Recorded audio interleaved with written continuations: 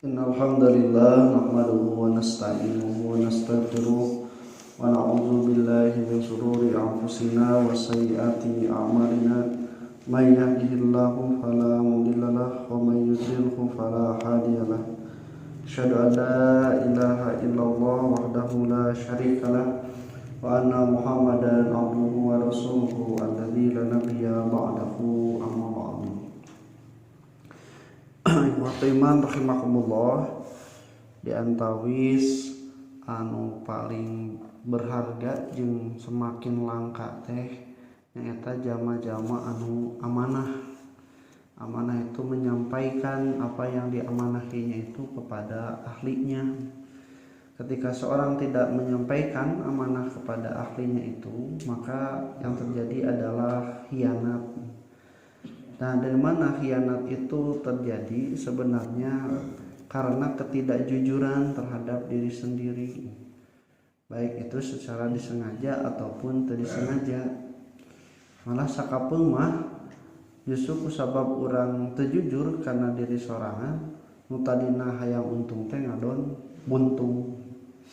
Imah balocor, duh cenah balocor kieu menitah sabaraha ka tukang nya 150 mas na sapoe can rokok jeung tuang nya 200 mas cuk.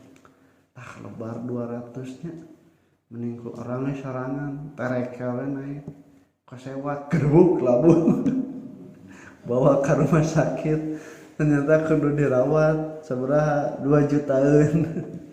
Terus saya senang 2 juta teh itu kumaha imah balacor keneh geus nitah ka tukang we cenah.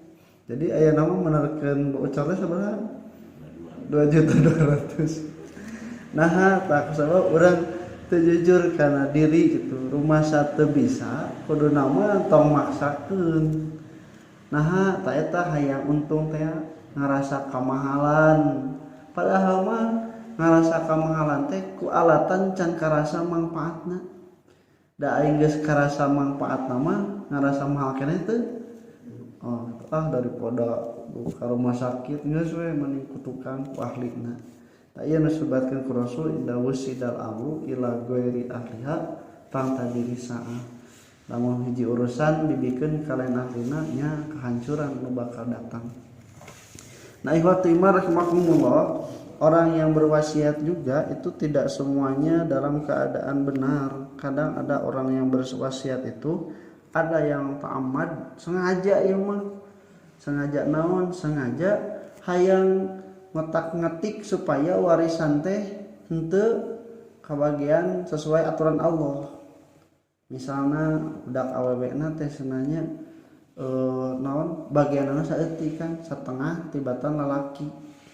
Tah hayang rata kumaha carana?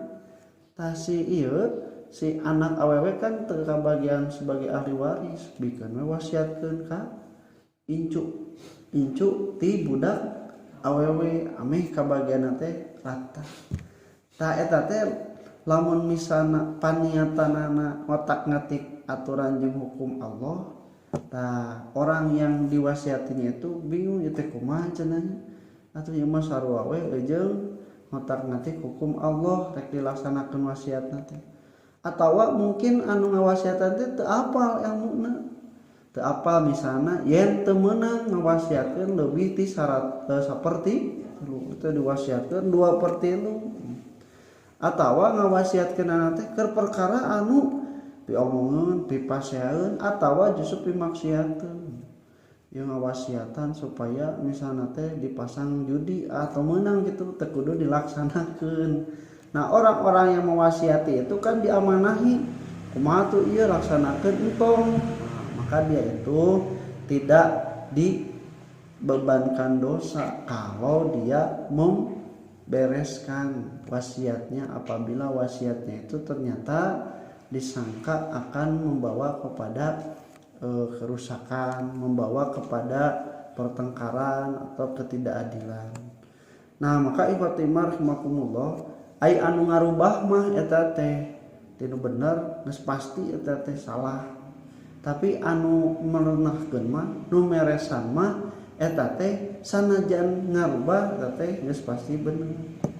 Ya, jadi ikhwati rahimakumullah, nu beda mah tos pasti ngarubah mah tos pasti dosa, tapi anu ngabeberes mah sanajan ngarubah oge eta teh teu tangtu dosa.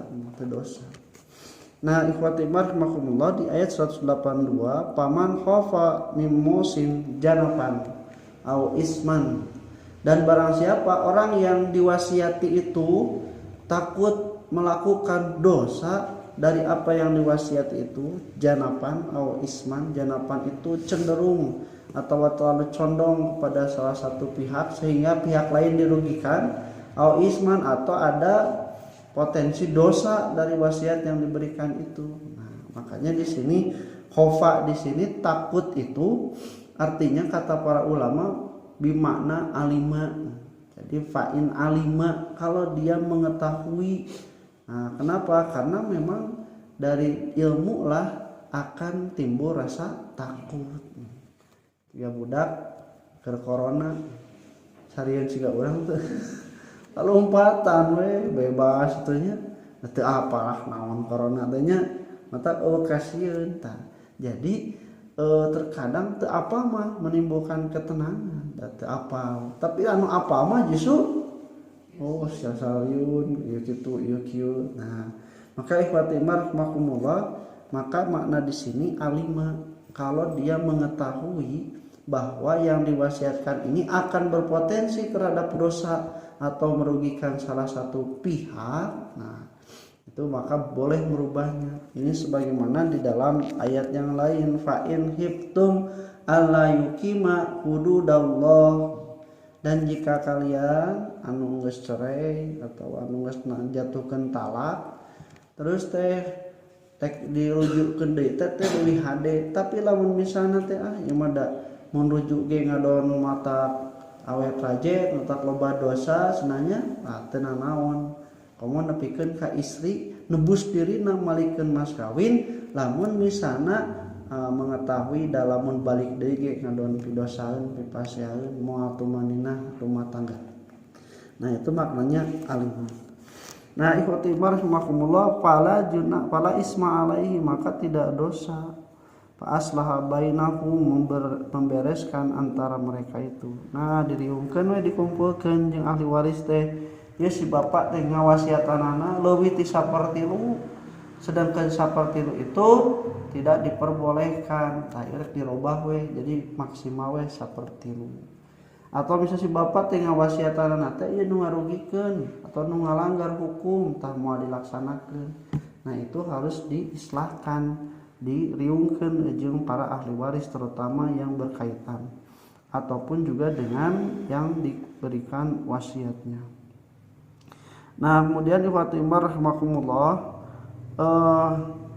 ini yang dikatakan bahwa menjadi dalil bolehnya menghukum itu dengan dhon.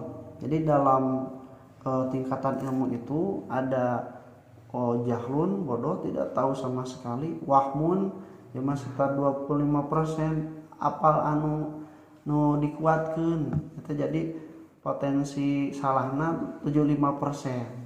Waham ya kan aya syak ta imah 50-50 ya teh ragu bahasa urang mah ya teh A atawa B tah nepi we don mah 75% mengetahui yang lebih kuat ketimbang yang tidak kuat. Sigana da ieu tah itu disebut don. Lamun 100% mah yakin eta mah. Nah kita itu yang diwasiati itu mendengar dari apa yang diwasiati itu ternyata cek urang mah cek ilmu urang teh ieu teh menyalahi aturan. Walaupun kita tidak tahu sebenarnya orang yang berwasiat itu berniat sengaja ataupun tidak, tapi ini jadi dalil bolehnya kita menghukumi dengan tingkatan don. Nah, tidak dengan tingkatan jauh lebih yakin daripada jauh lebih kuat daripada ragu. Kemudian Fatimah rahimahumullah, ini juga dalil bahwa bersedekah ketika hidup dan ketika sehat itu jauh lebih baik ketimbang bersedekah melalui wasiat ketika akan meninggal dunia. Jadi kapung mah da airek meninggal dunia mah nya kitu teh ya loba kasieun, loba anu hariwang, maka disodakokeun. Tapi justru yang terbaik itu ketika kita sehat dan kita banyak harta. Khairus sodako atau afdolus sodako wa anta sahihun. Kamu dalam keadaan sehat dan dalam keadaan pelit. Ta'amal gina wa tahsya faqro. Kamu sedang ingin-inginnya menambah kekayaan dan takut menjadi fakir. Bahkan Rasulullah SAW dari Abi Sa'id Al-Khudri diriwayatkan oleh Imam Ad-Darqutni, Imam Al-Qurtubi dalam tafsirnya mengatakan hadis ini, la an yatasaddaqa mar'u fi hayatihi bidirhamin khairun lahu. Seorang itu mensedekahkan 1 dirham ketika hidup lebih baik min ayatasaddaqa inda mautihi bimi'atin, daripada memberikan sedekah dengan mewasiatkan ketika akan mati 100 dirham. Ya 100 jeung 1 dirham kan jauh itu teh bedana teh. Tapi dari segi kaetana, dari segi keadaan sahihun itu afdoliyahnya lebih besar. Nah cek istilahna mah kieu atuh. Geus maot makan 100 dirham trek dipake keur naon. Ya teu keur maot keur geuring oge kan teu bisa. Tuang oge paling bubur gitu teu bisa nuang nu ngareunah nu marahal. Tapi lamun kesehat mah bisa itu bisa ieu, bisa tuang bisa meuli itu, tapi daek sedekah. Tah itu keutamanya itu lebih dihargai oleh Allah Subhanahu wa taala. Bahkan Rasulullah SAW diriwayat Imam An-Nasa'i dari Abu Darda, matsalul ladzi yunfiqu aw yatasaddaqu inda mautihi, perumpamaan orang yang berinfak atau bersedekah ketika akan menjelang kematiannya, masalul ladzi yuhdi ba'da ma yashba'u, eta mah siga jelema anu dibere tuangeun tapi geus wareg. Jadi guna teu aguna ngan saeutik. Nya geus teh aya kahoyong sudah kenyang gitu. Nah, maka ikhwati iman rahimakumullah. Tapi walaupun demikian Allah masih membuka peluang bagi orang-orang yang akan berwasiat dengan mensedekahkan itu hartanya ketika akan meninggal dunia, ku Allah Subhanahu wa taala diberikan keneh ganjaranna naon tah kifarat dari dosanya. Nah, ini kata Imam Al-Qurtubi, man lam yadurra fi wasiyatihi kanat kafaratun lima taraka min zakatihi. Siapa yang memberikan wasiat sedekah ketika akan meninggal dunia itu menjadi kafaroh dosa terhadap zakat yang terlewat, zakat nu can kabayarkeun. Itu sorry Imam Ad-Darqutni. Nah, bahkan ada hadis lagi, man hadarathu wafatu fa auso, siapa yang telah merasakan kematian kemudian dia berwasiat, pakana wasiyatuhu ala kitabillahi, itu menurut aturan Allah wasiatnya kanat kafaratan lima taraka min zakatihi, jadi kifarat atas zakat yang terlewatkan. Nah, kalau tidak kalau misalnya berwasiat tapi memadorotkan, nah ini yang justru akan menjadi dosa besar. Sia tadi ngotak-ngatik hukum Allah. Ini kata Rasul, al-idraru fi wasiyati minal kabair, memadorotkan orang lain dalam berwasiat itu termasuk kepada dosa besar. Nah, akibatnya inna rajula awil mar'ah la ya'malu bi ta'atillahi sitina sanatan, ya aya istri atau pameget beramal ketaatan pada Allah 60 tahun, summa yahduruhu ma al-mautu, terus rekarasa erek maut, fayudarrani fil wasiyati, tapi ngawasiatkeun ngamadorotkeun kana sajen, fatajibu lahuman nar, maka neraka lah wajib menghampirinya.